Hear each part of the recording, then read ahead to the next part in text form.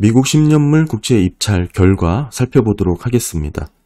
장기채 물량이 늘어나면서 많은 분들이 걱정을 하고 있는 부분이 있습니다. 바로 수급 문제인데요. 저는 개인적으로 특별히 걱정할 부분은 아니라고 꾸준히 언급을 드렸었죠. 어제 보시면 10년물 국채가 경매가 있었고요. 총 380억 달러 규모의 경매가 진행됐습니다. 결과만 말씀을 드리면 특별한 수급 불안 우려 없이 잘 마무리가 되었고요. 재무부가 3분기에만 1조 달러 채권을 발행할 것이다. 특별히 장기채 비중을 늘리면서 많은 부분에서 걱정을 했지만 결국 이번 10년물 장기채 국채 경매 물량도 늘어난 부분으로 진행이 됐었죠. 저번 달만 하더라도 350억 달러인가요? 그 정도 규모였고 대체적으로는 300달러, 300 초반대, 320억 달러 이렇게 진행을 했던 것으로 제가 기억을 하기 때문에 늘어나도 대략 50억 달러, 60억 달러 이 정도 늘어난 것으로 확인이 됩니다. 물론 적은 규모는 아니죠. 특별히 이번에는 피치의 미국 신용등급 강등 이후에 대표적인 장기채 시장금리를 비교해 볼 수 있는 경매 결과였기 때문에 관심을 많이 가졌는데 한마디로 신용등급 강등의 여파는 아무런 영향을 주지 않은 그런 결과로 해석을 할 수가 있습니다. 지금 이 입찰 결과를 갖고 궁극적으로 어떻게 평가를 하냐 먼저 말씀을 드리면 이 채권금리의 움직임 그리고 입찰 관련 이런 세부 내역들을 비교해 보면서 앞으로 금리 레벨이 더 높아질 수 있을지 혹은 낮아질 수 있는지 이런 여러 가지 수급 상황을 살펴볼 수가 있습니다. 간단하게 말씀드리면 크게 두 가지를 보시면 되는데요. 첫 번째는 응찰률이죠. 요 하단에 계산이 되어 있습니다. 이 부분인데요. 지금 이번 응찰률은 2.56배로 나왔고요. 네, 보시면 여기입니다. 2.56배. 일단 높은 수준입니다. 응찰률이 높다는 것은 그만큼 많은 참여기관들이 응찰에 희망한다라는 뜻이고요. 그 내용은 여기서 이렇게 확인하실 수가 있죠. 보통 380억 달러의 채권 발행인데 971억 정도의 수요가 몰린 것으로 확인이 되니까요. 그러니까 이거 나누기 이거 하면 되죠. 그러면 응찰률이 나옵니다. 중요한 건 이 응찰률이 평균 대비 높았냐 낮았냐로 수급 상황을 우리가 어느 정도 이해할 수 있는 거고 2.56배라는 이 응찰률은 평균보다 높은 수치입니다. 평균이 2.4배 정도로 볼 수가 있으니까요. 상당히 긍정적인 결과죠. 게다가 최근 응찰률 중에도 높은 수준으로 볼 수가 있습니다. 그만큼 수요 부분에서는 걱정할 부분은 없다라고 해석을 할 수가 있는 것이죠. 그만큼 많은 참여기관이 국채 응찰에 희망을 하는 그런 결과로 해석을 할 수가 있습니다.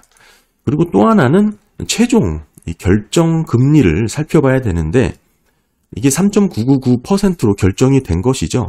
근데 이것만 보는 게 아니고 이 결정 직전에 시장 금리와 비교를 하는 게 좋습니다. 한마디로 입찰 수요를 어느 정도 가늠해 볼 수 있는 두 번째 방법 말씀을 드리면 이 발행금리, 결정된 발행금리와 입찰 전 시장금리의 차이를 스프레드를 비교를 하는 것이에요.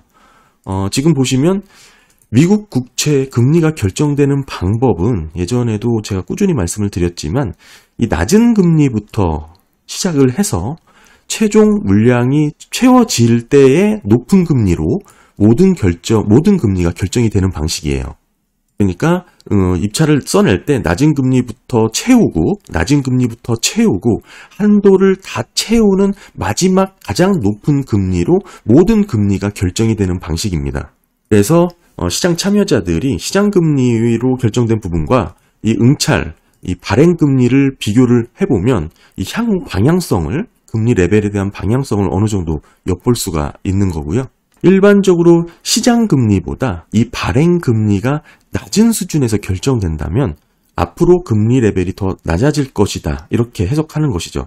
반대로 높다면 금리가 더 높아질 수 있다라 이렇게 해석을 하는 겁니다. 이렇게 시장 금리와 지금 최종 결정 금리를 비교하는 것을 우리가 테일이라고 얘기를 하는데 이 스프레드 차를 테일이라고 얘기하죠. 지금 보시면 10년물 경매 발행 금리가 3.999%로 기록이 됐고 이거 결정 당시의 시장 금리는 3.998이었습니다. 3.998%. 결국에는 시장금리보다 높게 결정이 된 것이죠. 그렇다면 향후 방향성, 금리 레벨이 높아질 수 있다라고 해석을 할 수 있지만 중요한 것은 이 간극, 스프레드가 0.1bp죠. 상당히 미비하게 나왔다라는 것입니다. 이게 긍정적으로 해석을 하는 거고 사실 이 정도 차이는 시장금리와 동일하게 결정됐다라고도 해석할 수가 있고요. 더 중요한 것은, 더 긍정적인 것은 최근 이뤄졌던 테일 스프레드가 가장 좁았던 결과로 나왔다라는 뜻이에요. 그러니까 기존의 경매에서는 모두 시장금리보다 이게 높은 결정금리가 이뤄지면서 이 테일 스프레드가 상당히 벌어졌었는데 지금은 이게 0.1bp로 상당히 좁혀졌다라는 뜻이죠. 그러니까 결국에는 시장금리보다 낮게 형성돼, 그렇게 아주 긍정적으로 해석할 수는 없지만 그럼에도 시장금리와 거의 흡사하게 결정이 됐다. 이렇게 볼 수 있는 아주 긍정적인 결과라고 볼 수 있습니다. 이걸 역으로 쭉 올라가 보면 지난 2월 이후 가장 스프레드 폭이 적은 그런 상황이고요. 일단 제가 이 채권 입찰 결과를 갖고 수급 상황을 이해하는데 말씀드린 게 크게 두 가지가 있죠. 응찰률하고 요 테일 관련된 부분. 이번 결과 말고 과거 사례를 한번 비교를 해보면 가장 이해가 쉬운데요. 과거 보시면 22년 11월 9일이죠. 이때 제가 기억하기로는 상당히 10년물 국채 금리 결과가 나빴던 것으로 기억을 하고 있기 때문에 제가 보관을 하고 있고요. 보시면 이때 10년물 입찰 발행금리가 4.14로 결정이 됐습니다. 그때 당시 시장금리는 4.106%였거든요. 그러니까 한마디로 발행금리와 입찰 전 시장금리의 차이, 즉 테일이 3.4bp 차이가 났습니다. 아까 최근에 이게 이제 어제 이제 입찰 결과죠. 0.1bp 차이가 난다고 말씀을 드렸는데 당시에 22년 11월 달에는 3.4bp 차이가 날 정도로 발행금리가 높게 형성이 됐었어요. 그러니까 이게 지금입니다. 지금의 0.1bp 차이는 사실상 우리가 시장금리와 유사하게 최종금리로 결정이 됐다라고 볼 수가 있는 거고 결국에는 방향성을 놓고 볼 때 그렇게 우려할 수준은 아니다. 이렇게 말씀을 드립니다. 좀 헷갈리실 수가 있는데 이게 지금 22년 11월 입찰 결과고요. 이때 이렇게 테일이 스프레드가 가장 벌어졌던 게 2016년 이후에 가장 컸던 것으로 이렇게 막 발표가 됐었고 이때 응찰률도 보시면 2.23이었죠. 지금 어제 결과를 응찰률이 2.56 비교를 해보면 상당히 낮은 수준이라는 것을 알 수가 있죠. 평균보다도 더 낮은 수준이었죠. 그러니까 지금 어제 있었던 이 10년물 입찰 결과가 상당히 긍정적인 결과다라고 해석을 할 수가 있습니다. 그리고 이 두 가지 말고도 보시면 이 해외 투자자 수요 간접 낙찰률도 우리가 보통 비교를 많이 하는데요. 보시면 이 부분입니다. 이 부분을 이제 해외 투자자 간접 낙찰률로 이렇게 비교를 해서 낙찰률로 계산을 하는데요. 당연히 높으면 좋은 거겠죠. 간접 낙찰 비중 해외 기관들의 관심이 높다. 그런 의미니까요. 그리고 중간값도 많이 고민을 하죠. 중간값이 낮냐, 높으냐, 이러면서 이 간극이 얼마나 벌어졌냐도 이렇게 비교를 하면서 수급 상황을 이해하려고 합니다.